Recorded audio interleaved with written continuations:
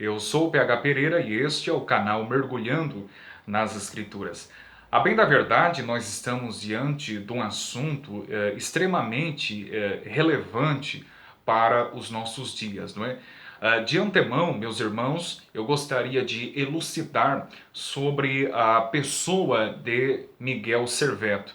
Serveto, ele era médico, bem como teólogo. Contudo, Serveto ele apresentou ideias e concepções estranhas ao cristianismo histórico, não é? Por exemplo, Serveto ele era avesso, totalmente avesso à doutrina bíblica da Trindade Santíssima, não é? Bem como era também avesso ao pedobatismo. E, portanto, a igreja da época teve uma atitude drástica e o condenou à fogueira, e dessa forma ele morreu, não é? Existem historiadores que dizem que a morte dele foi terrível, não é? Ele gritava, uivava, não é? No meio das chamas, e foi bem triste, não é? A sua morte e tudo o que aconteceu a ele.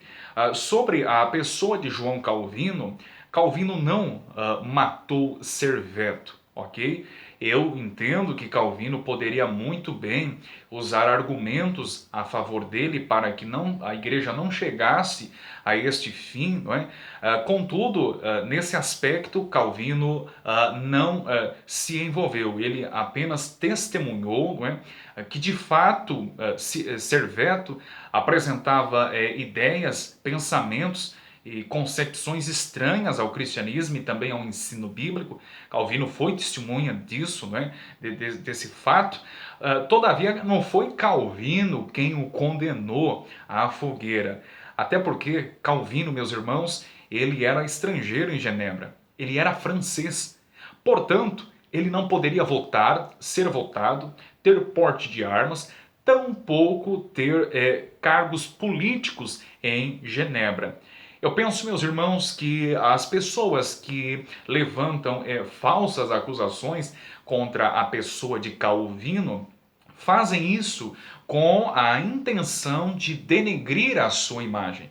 Os arminianos, eles têm essa artimanha. Como eles não têm base bíblica para fundamentar as suas crendices, achismos, não é? Então eles apelam para falsas acusações. Eu acho que eles deveriam rever os seus conceitos. Será que eles não estão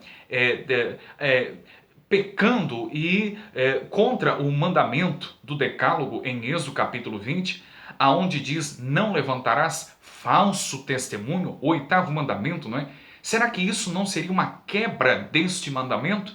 Os arminianos devem de pensar nisso. Portanto, eles não têm provas, evidências, não é? Que de fato Calvino matou Serveto.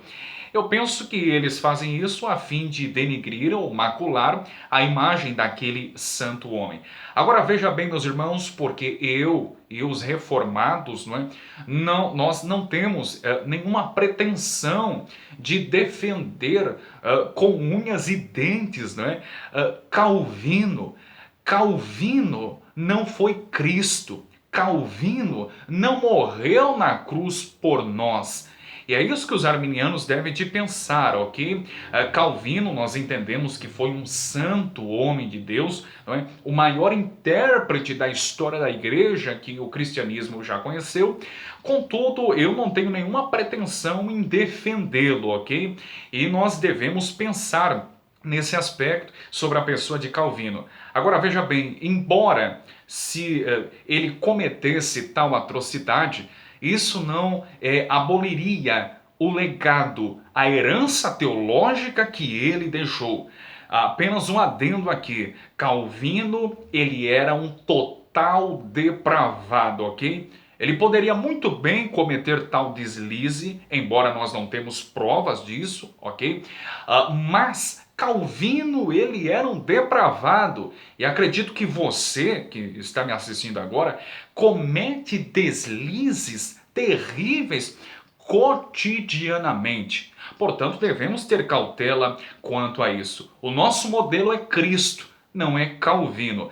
Agora veja bem, entendam e compreendam, meus irmãos. Se nós pegarmos algumas personagens bíblicas, como por exemplo Davi, que é conhecido na Escritura como o homem segundo o coração de Deus. Davi cometeu um homicídio, bem como um adultério, não é? Contudo, ele não deixou de ser chamado na Escritura do homem segundo o coração de Deus. Vocês estão lembrados do patriarca Abraão? Pois é, Abraão cometeu vários pecados. Todavia, ele não deixou de ser chamado na Escritura, especialmente nos escritos de Paulo, da carta aos Romanos, de o amigo de Deus. Entendam que mesmo que santos homens cometam gravíssimos pecados e mazelas, isto não anula o legado e exemplos que eles deixaram. Portanto, nós devemos atentar para isso. Nós, reformados ou protestantes, temos nossos heróis, mas nós entendemos que nossos heróis eram totais depravados e carentes da graça e da misericórdia de Deus. Portanto, pense nisso, ok, meus irmãos? Abraço.